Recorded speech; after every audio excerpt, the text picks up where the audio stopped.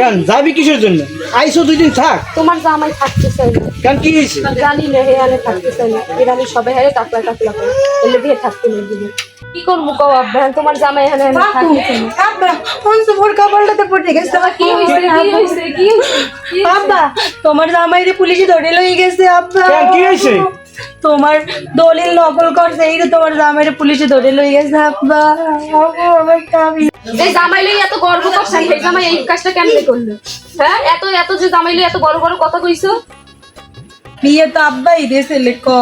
দেশো না ভালো পোলা লাগে বিয়ে। কেন কি হয়েছে? ক কেন এতদিন ছোট জামাইরে এত ভালো পাইছি, এত কোলে তুললি নিছি, হে আজকে এই কাম করছে, আমার দলিল লই আইছে, দলিল নকল করতে গেছে।